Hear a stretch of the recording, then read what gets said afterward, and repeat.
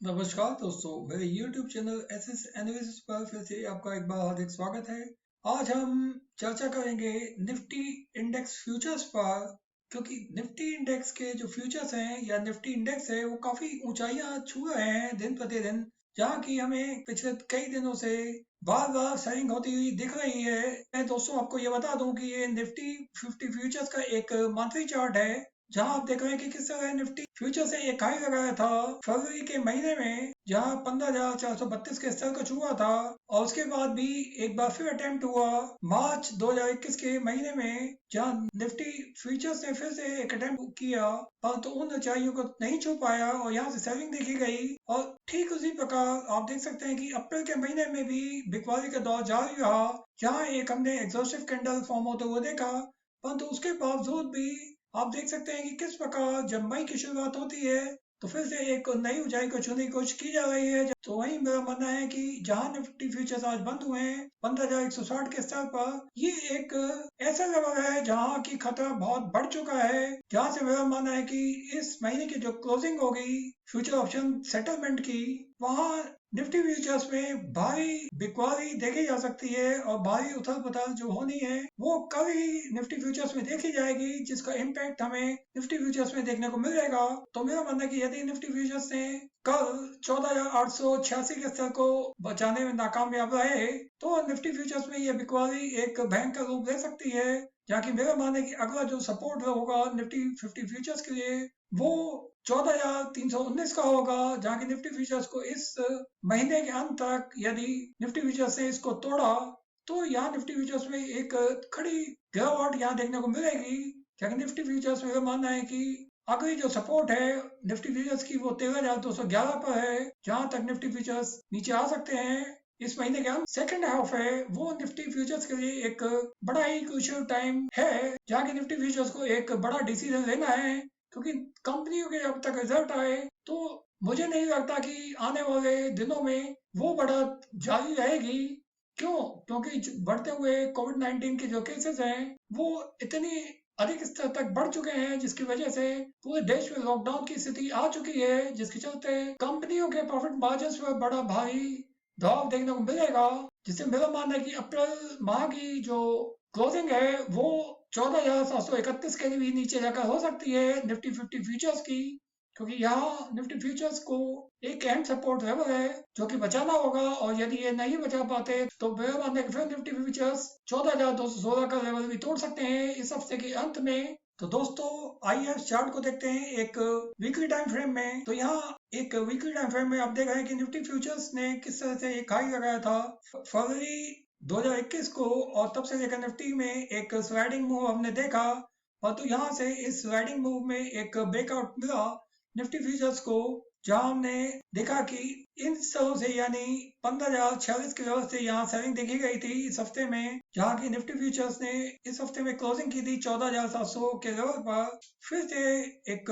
Bullish attempt हुआ, परंतु उससे अगले हफ्ते में यानी पिछले हफ्ते में जो मूवमेंट रही निफ्टी 50 फ्यूचर्स की वो काफी बेरिश मोड में रही, जहाँ की निफ्टी 50 फ्यूचर्स ने एक हाई तो लगाया था 15,000 के स्तर पर, परंतु यहाँ से काफी भारी मात्रा में सेलिंग देखी गई। इस हफ्ते में हमने निफ्टी फ्यूचर्स को एक नया हाई बनाते हुए देखा है, जहाँ की 15,155 पर क्लोजिंग दी है आज निफ्टी 50 फ्यूचर्स ने।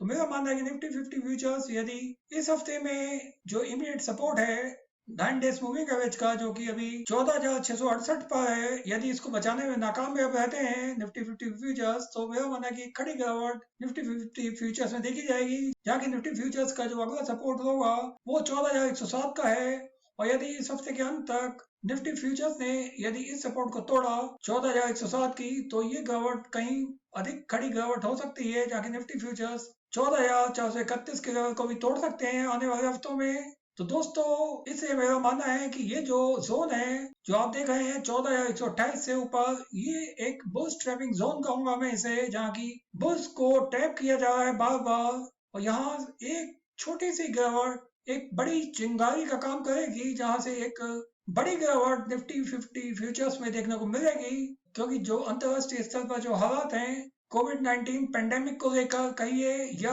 अंतर्राष्ट्रीय रिलेशंस को लेकर कहिए, जहाँ की इजराइल ने अटैक कर दिया है, जिसकी वजह से पूरे फॉरेक्स मार्केट में उथल पुथल है। कच्चा तेल $65 के ऊपर चला गया है, जिससे कि महंगाई दर और बढ़ सकती है, जिसका इम्पैक्ट सीधा सीधा भारतीय कंपनीज के प्रॉफिट मार्जिन पर आने वाले दिनों में देखने को मिलेगा, जिससे मुझे लगता है कि जल्दी ही हम एक बड़ी गिरावट की शुरुआत भारतीय मार्केट्स में भी देखेंगे, क्योंकि अभी भी अंतर्राष्ट्रीय बाजारों में जो अंतर्राष्ट्रीय कंपनीज हैं उनके प्रॉफिट मार्जिन पर प्रेशर देखा जा रहा है, जहाँ की मेरा मानना है कि अमेरिकी बाजारों में यदि एक तेज गिरावट देखी जाती है आज, तो उसका सीधा सीधा असर हमें निफ्टी फ्यूचर्स पर देखने को मिलेगा, जहाँ की मेरा मानना है कि निफ्टी फ्यूचर्स की शुरुआत कल एक गैप डाउन के साथ हो सकती है, और यदि निफ्टी फ्यूचर्स ने कल 14,735 के स्तर को तोड़ दिया, तो मेरा मानना है कि निफ्टी फ्यूचर्स में एक खड़ी गिरावट की शुरुआत होगी कल ही, जाके हम निफ्टी फ्यूचर्स को काफी निचले स्तरों तक जाते हुए देखेंगे इस हफ्ते में, जाके निफ्टी फ्यूचर्स मेरा मानना है कि इस हफ्ते के अंत तक 12,417 के लेवल को भी छू सकते हैं, इसमें कोई शक नहीं। तो दोस्तों आइए अब चलते हैं बैंक निफ्टी की ओर। तो आप यहाँ देख रहे हैं बैंक निफ्टी का एक मंथली चार्ट, जहाँ की आप देख सकते हैं बैंक निफ्टी में भी मंथली टाइम फ्रेम में एक डाउनवर्ड ट्रेंड देखा जा रहा है, जहाँ की इस महीने में एक अप ट्रेंड की शुरुआत तो हुई, जहाँ की पिछले महीने में यानी अप्रैल के महीने में बैंक निफ्टी ने 30,550 के